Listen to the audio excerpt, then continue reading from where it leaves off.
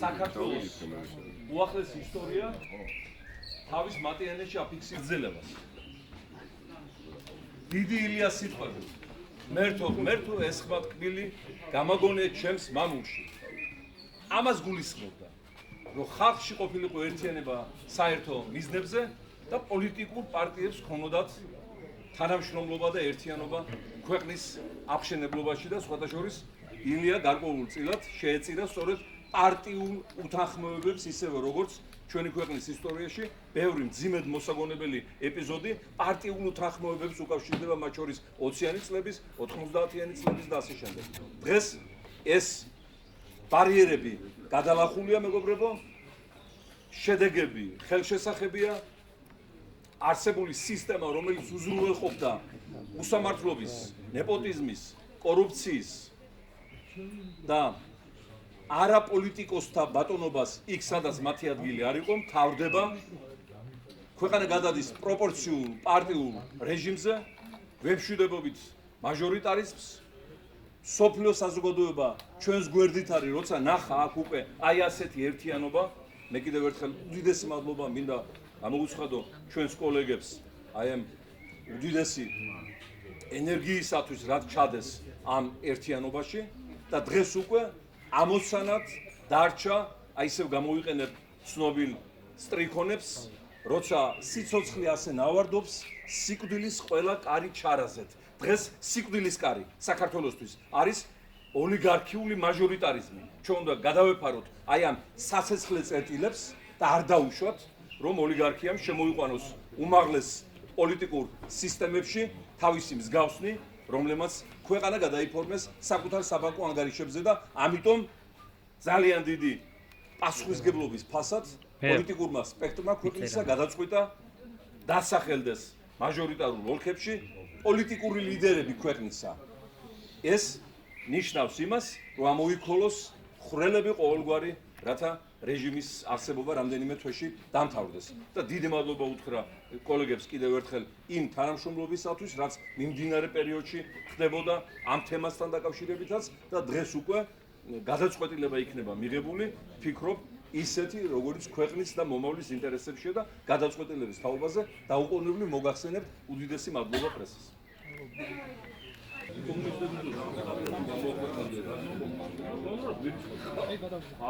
აუ დაწნა გამოდი.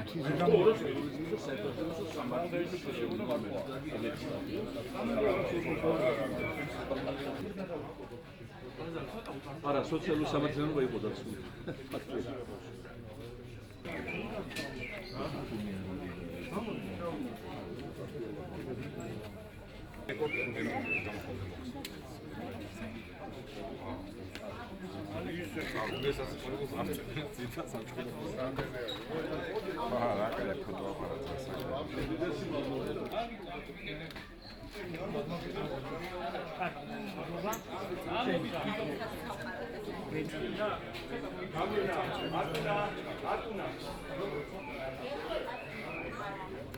პრობლემა იქნება სინამდვილეში. ზად ვარ? არ ვარ თუმცა არ ვარ. თავი თუ გინდა ორი წამოვიდა. ვარ და თავი ნუ გადამ. დაიწყეთ ბატონო გავშლობით მეგობრებო.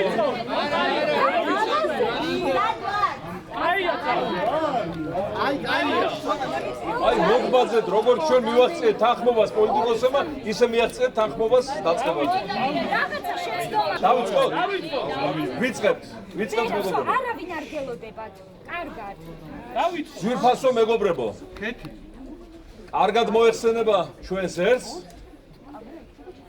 რომ როდესაც დავით აღმაშენებელმა ამირასაგან გაანთავისუფლა თბილისი, შემდგომ დამთავრდა არაბთა ბატონობაც და მერე შეიქმნა დიდი საქართველო. დღეს ჩვენ თბილისი უნდა გავანთავისუფლოთ ოლიგარქიისაგან და არ უნდა დაუშვათ, რომ თბილისიდან მაჟორიტარის ქსელებით ისევ შემოვიდნენ ხელისუფლებაში ის ავად სახსენებელი სახეები, ამისათვის ქართულმა ოპოზიციამ საქართველოს პოლიტიკურ პარტიათა საკონსულტაციო ფორმატმა მიაღწია უპრეცედენტო ეპოქალურ ერთობას და თქვენს წინაშე დღეს ვასახელებთ საერთო მაჟორიტარ კანდიდატებს დედაქალაქ თბილისის 6 რეგიონში. ყველას გახსოვთ 20 ივნისის დღეები და ღამეც და რა თქმა უნდა ყველას გახსოვთ საქართველოს დროშა შემოხვეული ქალბატონი პარლამენტის სხდომათა დარბაზში, რომელმაც პრაქტიკულად გააძევა ოკუპანტის სახელმწიფოს წარმომადგენელი გავრილოვი ქვეყნის უმაღლესი საკანონმდებლო ორგანოდან, სადაც ქვეყნის დამოუკიდებლობა გამოცხადდა თავის დროზე. ეს გახლავთ ქალბატონი ელენე ხოშტარია. ის ვაკეში იყრის კენჭს და დარწმუნებული ვარ, რომ ხარდაჭერა გარანტირებული ექნება საზოგადოების. აუ გამოიწია. თქვენ კარგად მოგეხსენებათ ერთადერთი პოლიტიკოსი დედამიწაზე, რომელიც ხელისუფლებამ ელექტროსამაჯურით ატარა, დასაჯა, დეპუტატობა წაართვა და პასუხისგებაში მისცა. ამ პიროვნებამ აჩვენა თავისი მამული შვილობა მთელს ქვეყანას და მსოფლიოს. ეს გახლავთ ბატონი ნიკა მელია, რომელიც გლდანში იყრის კენჭს. და ვიცი რომ ჩემი გლდანელები აქაც იტყვიან ისტორიულ სიტყვას. ჩემო ძვირფასო მეგობრებო, ყველა ვამაყობთ რეფორმებით, რომელიც საქართველოში გატარდა, მართლაც სანიმუშო რეფორმები, განსაკუთრებით იუსტიციის სფერო და ის, რაც დაკავშირებულია აი ამ პროცედურებთან, რაც თავის დროზე გახდათ პრობლემა. პასპორტის აღებიდან დაწყებული და ყველა ცნობის აღებით დამთავრებული და ეს პრობლემა დღეს კიდევ დარჩა ევროპაში და მსოფლიოს სხვა ქვეყნებში. აი ამ რეფორმების ინიციატორი და ერთ-ერთი მთავარი სულის შემდგმელი გახლავთ ბატონი გიორგი ვაშაძე. ჩემო ძვირფასო მეგობრებო, რომელიც ისანში იყრის კენს მაჟორიტარად და მე კიდევ ერთხელ ვადასტურებ მის და მე მხარდაჭერას ასეთი რეფორმატორი ლიდერების სჭირდება სწორედ დღეს საქართველოში. ჩემო მეგობრებო, როდესაც მე ბატონ ლევან ხაბეიშვილს ვუყურებ, მომავლის იმედი მეძლევა. ისეთი მებრძოლი კაცია, გონია 300 მე-1 არაგველია, ხო მე არაგველებიდან ვარ და ამიტომ წარმოდგენებს იქიდან ვაკეთებ. ნეპოტიზმის, კორუფციის წინააღმდეგ მებრძოლი რაინდია ეს ახალგაზრდა ლიდერი და ვფიქრობ მისი მხარდაჭერა ყველა ჩვენგანი სამოქალაქო პასუხისმგებლობა და ვალია სამგორის რაიონში. ჩემო ძვირფასო მეგობრებო, მე რო ცხოვრობდე თაწმინდა კწანისის რაიონში, მიუხედავად გადაწყვეტილებების და საერთო კანდიდატების, ხმას მივცემდი ისეთ უფლება დამცველს, ისეთ იურისტს, ისეთ დახვეწილ ინტელექტუალსა და ინტელიგენტს, როგორც ბატონი შავგულიძე გახლავთ ჩემი საქმეა. და ვფიქრობ, ჩემი მთაწმინდა და კწანისი ძნულ გადაწყვეტილებას მიიღებს ამჯერად. თქვენი მონა მორჩილი ბრუნდება თავის სამშობლოში, თავის პოლიტიკურ აკვანში, ნაძელადევის რაიონში. სწორედ ნაძელადეველთა უდიდესი დამსახურება ის, რომ 30 წელია ლეიბორისტული პარტია არსებობს როგორც ძალა, რომელიც იბრძვის ჩვენი ხალხის, ჩვენი ქვეყნის განვითარებისათვის და მე სხვა გადაწყვეტილების მიღების უფლება არ მქონდა და მადლობას ვეუბნები კოლეგებს, რომ ხარი დამიჭირეს. ეხლა უკვე დიდუბე ჩუღურეთის ოლქში და საბურთალოზე გაგრძელდება ნაყოფიერი კონსულტაციები პოლიტიკურ პარტიებში და ისეთ კანდიდატურებს დავასახელებთ, რომელიც ყველას ასევე გაგახარებთ ძალიან. მე ეხლა ჩემს კოლეგებს მინდა არაფერი გამორიცხული არ არის, კონსულტაციები მიდის.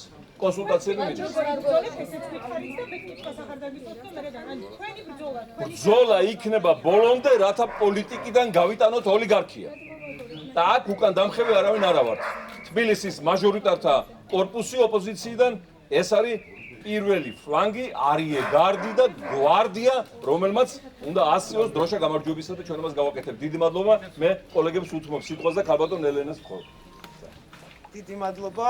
მე ვფიქრობ ძალიან აუ საფასუხისგებლო ბრძოლის ეტაპზე გადავდივართ და მართლაც თბილისში ჩვენი მოქალაქეების მხარდაჭერის მოპოვება იქნება ძალიან მნიშვნელოვანი.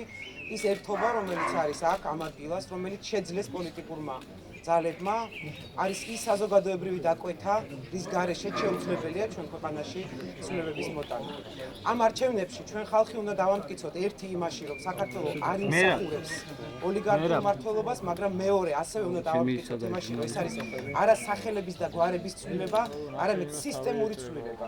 სისტემური ცვლილება, სადაც სასამართლო არ იქნება დამორჩილებული პოლიტიკურ დაკვეთებს, სადაც პოლიცია არ იქნება პოლიტიკურად მოტივირებული და სადაც ადამიანები იცნობენ ეკონომიკური განვითარების პერსპექტივას. აქინა წინა შემოწმება. რომ ამ ერთიანობით ჩვენ ამაში ჩვენ თანამოქალაქეებს დავარწმუნებთ და ქართული ოცნების მმართველობა დასრულდება.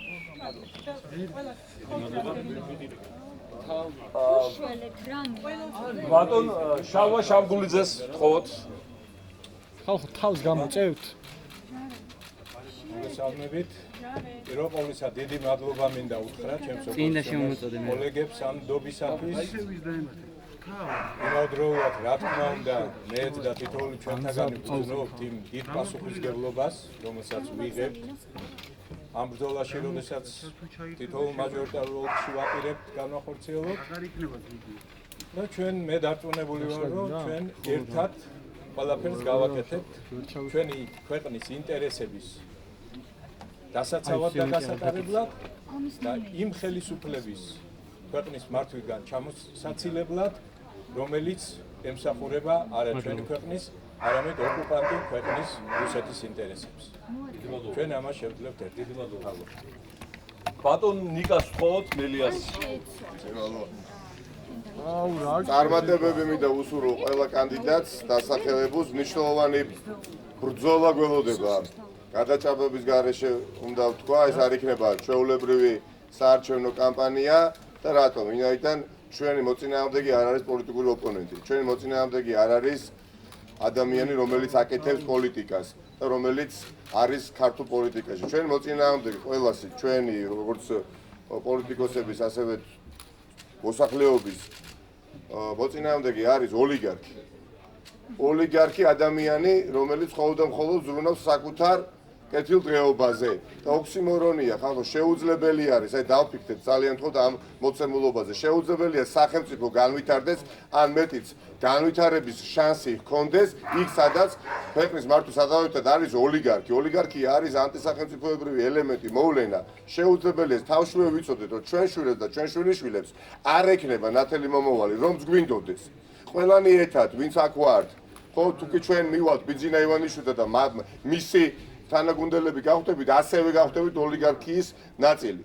ხო და დღეს მართვის სადავებთან არის ადამიანი, რომელმაც დეკლარირებულად თქვა, რომ ამ ქვეყანას არ უნდა ჰქონდეს მომავალი, ამ ქვეყანას უნდა ჰქონდეს მომავალი მხოლოდ ოლიგარქიული. ასე რომ ეს არ იქნება ჩვეულებრივი არჩევნები, ეს იქნება ეგზისტენციალური არჩევნები, რომელიც გადაწყვეტს და განსაზღვრავს ქვეყნის მინიმუმ მომდევნო 10-15 წელიწადს და მე დარწმუნებული ვარ, რომ ყველა თბილისელი გააკეთებს სწორ არჩევანს. ეს არჩევანი არის ან ხარ ისტორიის სწორ მხარეს, ან ხარ ისტორიის არასწორ მხარეს, ან ხარ ფარცხალაძე, მურუსიძე, ჩინჩალაძეებისკენ, ან ხარ საკუთარი შვილებისა და შვილიშვილების ნათელი მომავლის მხარეს. დიდი მადლობა.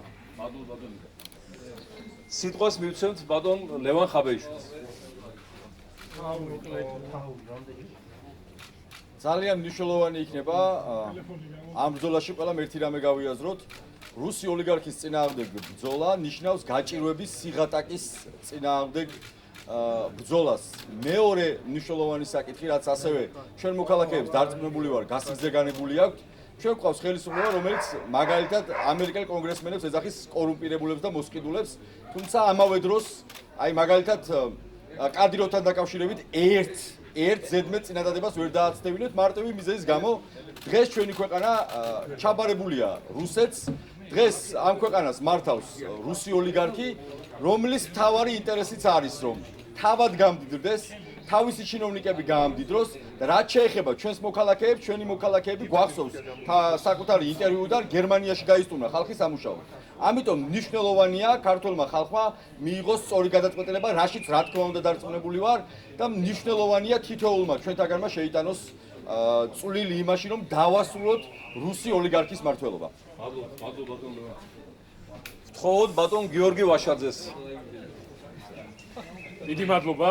დღეს ვფიქრობ მართლა ძალიან მნიშვნელოვანი დღეა, როცა ერთიანობის იდეამ გაიმარჯვა დაქსაქსულობაზე, როცა ეროვნული თანხმობის იდეა იმარჯვებს დაპირისპირებაზე, როცა აღშენებლობის იდეა იმარჯვებს აი ამ უბედურებაზე, რაც ქვეყანაში ხდება.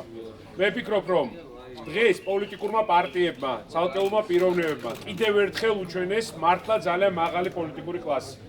შევაკეთებთ იმას არა თუ რა უნდა ერთ პარტიას ან რომელიმე პოლიტიკურ ლიდერს, არამედ იმას, რაც უნდა ხალხს. და ხალხი ჩვენგან ითხოვს შეთანხმებას და თანხმობას. გულწრფელად ვიტყვი, რომ საქართველოს აქვს საოცარი პერსპექტივა განვითარების.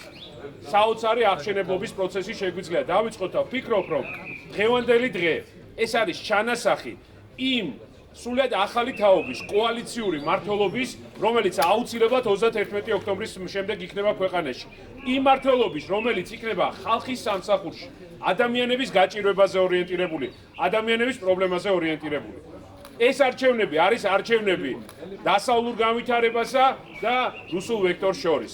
ეს არჩევნები არის ძლიერ ერთიან თავისუფალ საქართველოსა და დაჩაჩანაკებულ, გაუბედურებულ საქართველოს შორის. მე მგონი დადგა დრო, რომ ყველამ ერთიანი ძალები მოვიკრიბოთ და ერთიანი ძალისხმევით წავიდეთ. არა პარტიები, არა ნომრები, არა რაღაცა კულუარული მოლაპარაკებები, არამედ საჯაროობა, ერთად ყოფნა, თანხვედრა და დიდი მადლობა მინდა უთხრა ყველა ჩემ მხარდამჭერს, რომელიც ცოტა ვანერვიულეთ, გულწრფელად ვთქვათ ამ შეთანხმების მიღწევამდე, მაგრამ როგორც 8 მარტის შეთანხმება, დიდი გამარჯვებით დავასრულეთ სწორედ ჩვენი აი ამ ფორმატის ერთიანობით და თანხმობით, ასევე ერთი დიდი გამარჯვების დღევანდელი, მაგრამ საბოლოო გამარჯვებას ყველა ერთად აუცილებლად მივახცევთ 31 ოქტომბერს. ძალა ერთობაშია და აუცილებლად უნდა გავიმარჯვოთ ყველამ. დიდი მადლობა.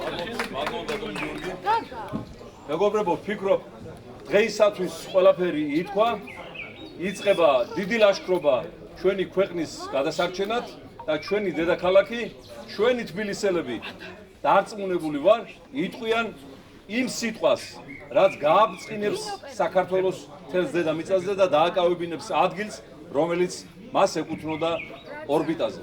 მე მინდა დიდი მადლობა უთხრა ყველა პოლიტიკურ პარტიას, ვინც მონაწილეობდა ამ უაღრესად რთულ და საინტერესო კონსულტაციებში, ვინაიდან მათ აჩვენეს ერთიანობის, მამულიშვილობის, ეროვნულობის უზარმაზარი მაგალითი დღევანდელობისთვის და მომავლისათვის.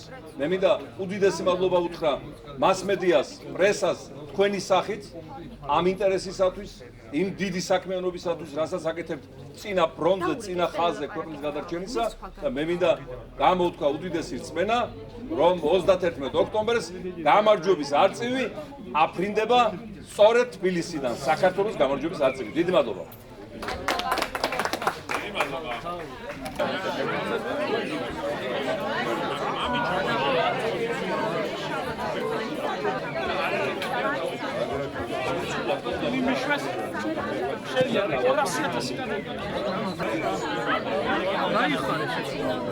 რამდენი კადრი გაქვთ რა? ო ეს.